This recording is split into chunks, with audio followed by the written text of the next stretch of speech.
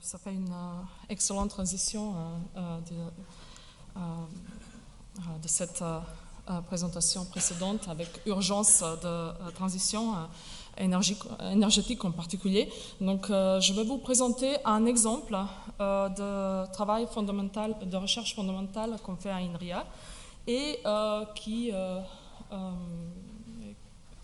on espère, va participer à accompagner cette transition énergétique et l'urgence en fait d'intégration de renouvelables. Donc c'est un travail qui est joint avec l'Université de Floride.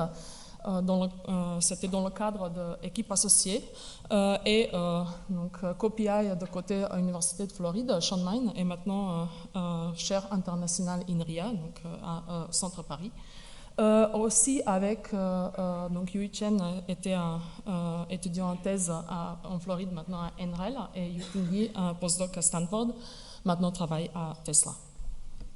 Donc je vais déjà, on a déjà parlé des problèmes de renouvelables dans la séance de questions d'exposé précédent. Donc nous avons intérêt à passer complètement à l'énergie renouvelable, mais cela vient avec des problèmes, en particulier avec la intermittence et en fait côté imprévisible de la génération solaire ou éolienne. Et vous avez ici un exemple de Californie, dans la zone de CAISO, où donc vous avez en orange la demande pendant une journée et en fait avec la courbe verte vous avez la demande après en fait ce qu'on a déduit la génération renouvelable et donc ça présente des problèmes dans les heures en fin d'après-midi, parce qu'en fait, on a besoin des ressources qui peuvent accompagner cette pente très grande pente pendant quelques heures uniquement. Et en fait, ça donne des comportements des prix d'électricité qui sont assez hectiques. Et donc, malgré le fait que ce genre de comportement est prévisible d'un jour à l'autre. Donc nous savons que la génération solaire est uniquement pendant la journée et qu'en effet, tous les soirs, on aura besoin d'augmenter en fait, la production par d'autres ressources. Donc le problème similaire vient de production éolienne, où ça peut être encore plus grave parce que vous avez des journées où il n'y a absolument pas de vent et puis en fait en quelques heures nous pouvons avoir quelques gigawatts de génération et puis même à l'intérieur de quelques minutes ça peut changer beaucoup. Donc le problème essentiellement vient du fait qu'au jour d'aujourd'hui on a encore besoin de stockage d'électricité qui à très grande échelle et qui peuvent changer très rapidement et s'adapter à l'intermittence et à la volatilité des renouvelables. Alors, pour lier un peu comment ça se passait dans le passé, donc historiquement, ce problème existait aussi parce que la demande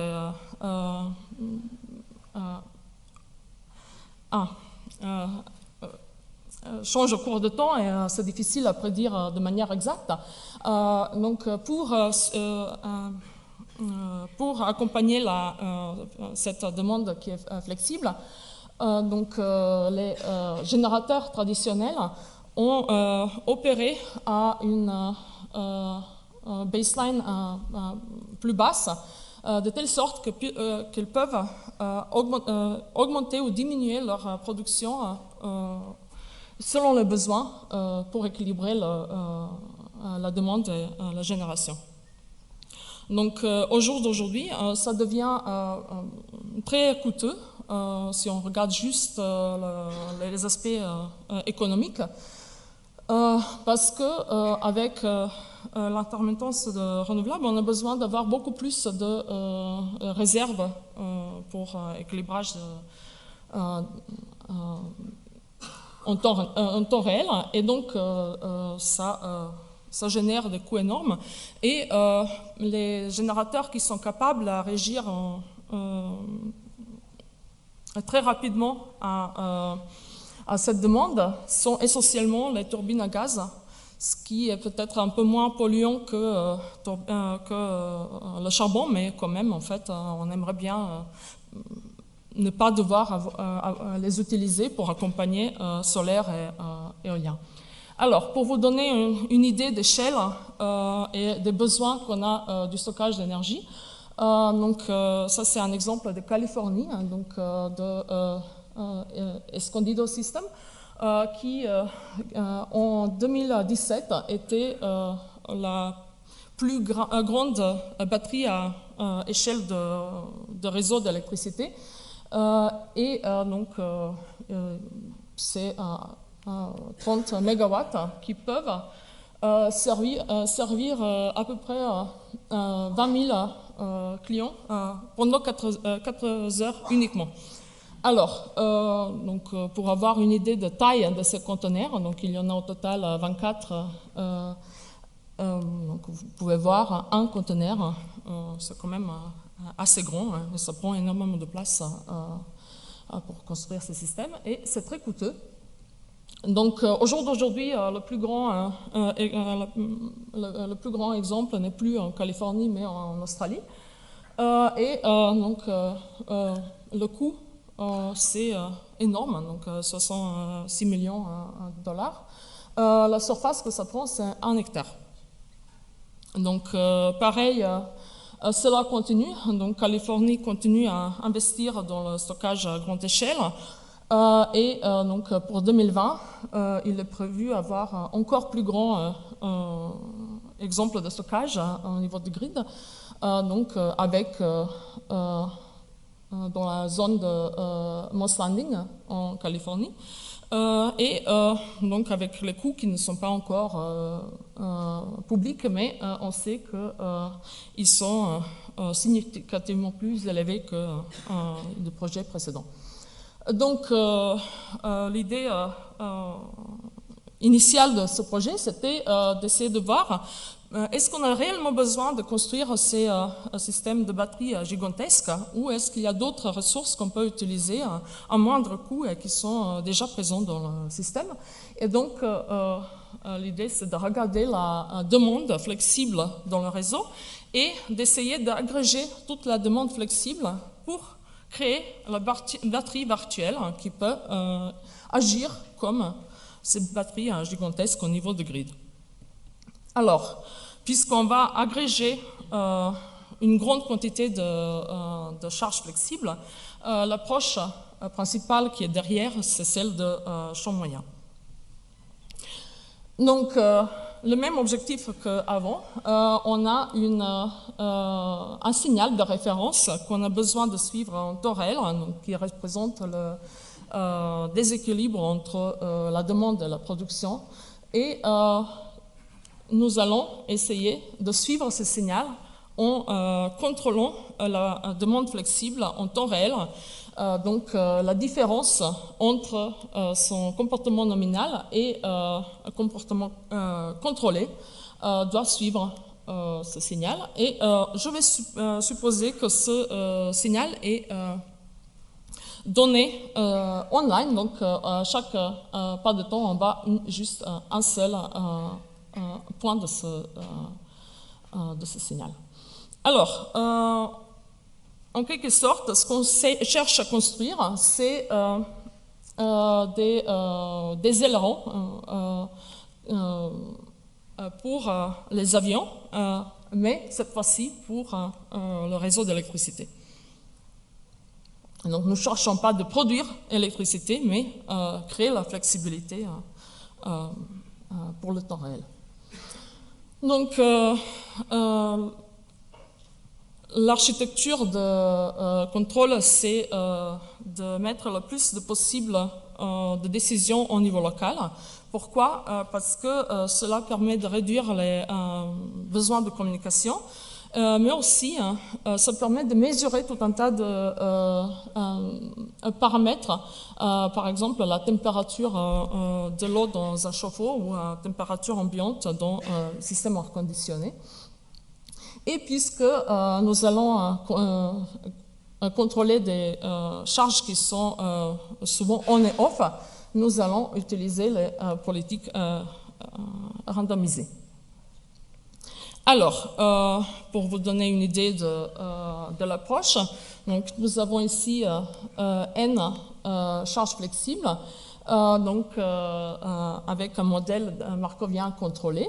Donc, à chaque pas de temps, l'ensemble de notre charge va recevoir un seul signal représenté par zeta et va changer son état en fonction de valeur de signal reçu, son état initial, ce qu'on peut mesurer localement, et la matrice de transition paramétrée par cette valeur de paramètre zeta.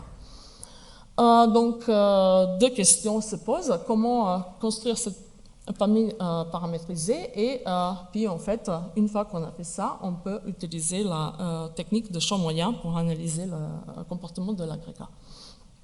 Donc, je vais juste vous donner l'idée la plus simple, qui est le contrôleur myope.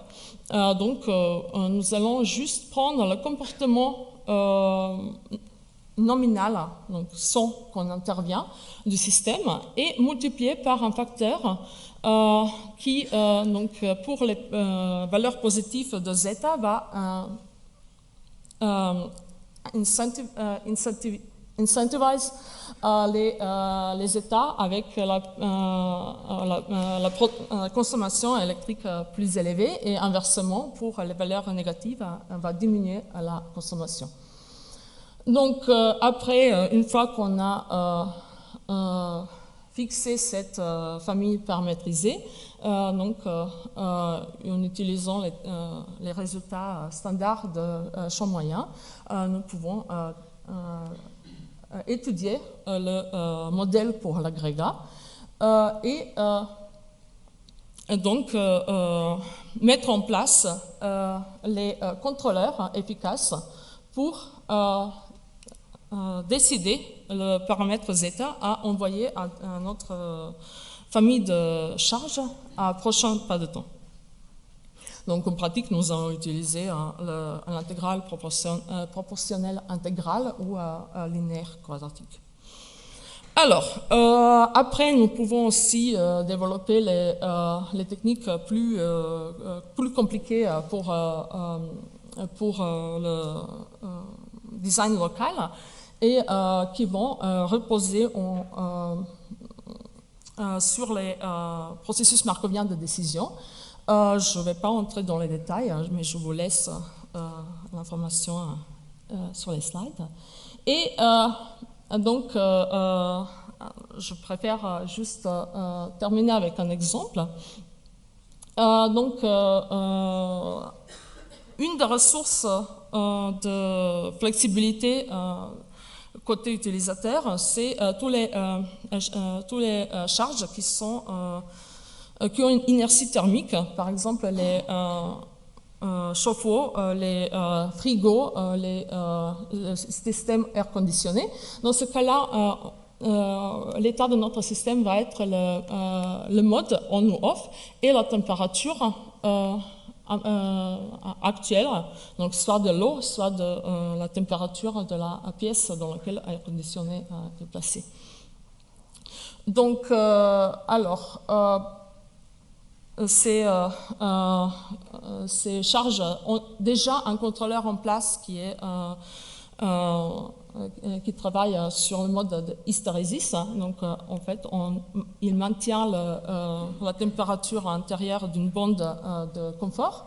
Et nous pouvons juste modifier ça légèrement pour développer notre contrôleur qui est randomisé. Donc, je je vais juste vous donner le résultat. Ici, c'est l'exemple de chauffe-eau. Donc, nous avons une population de 100 000 chauffe-eau. Sur cette courbe-là, vous avez la consommation de la population de chauffe-eau. Nous allons ici suivre le signal représenté dans le rouge, la modification de la puissance en bleu. Donc le suivi est très bon.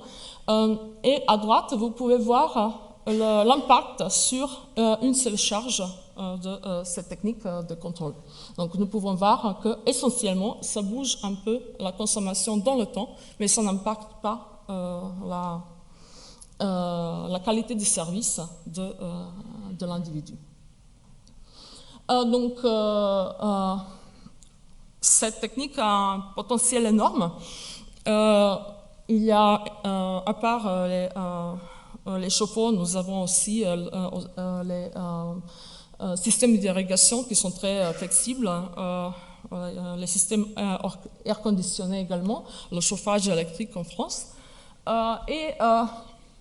Le principal problème est de nature économique et bien que une fois mis en place, ces contrôleurs en fait n'ont pas un coût élevé. Pour mettre ces ressources en place, on a besoin d'équiper les charges par des contrôleurs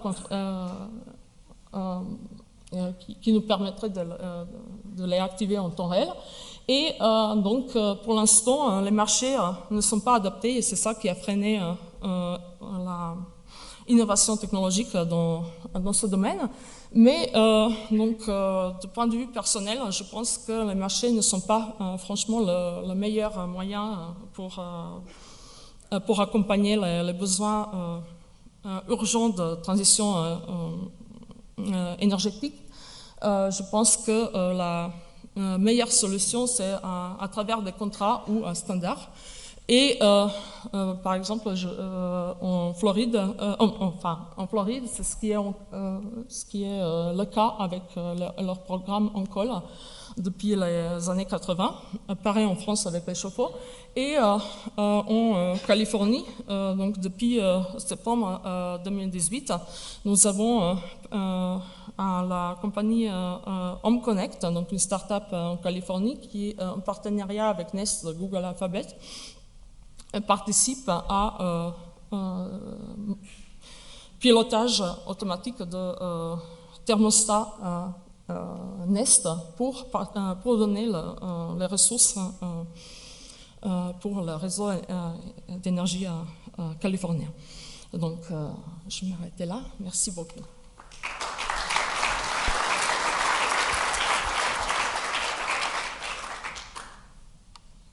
Merci beaucoup. On a le temps pour une question.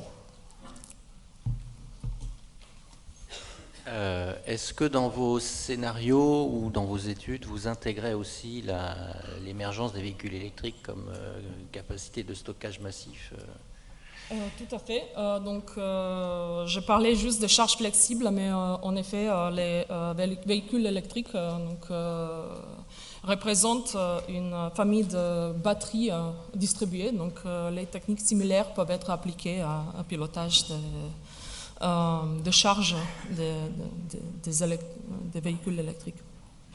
Mais c'est mis en place, en fait, déjà. Merci beaucoup.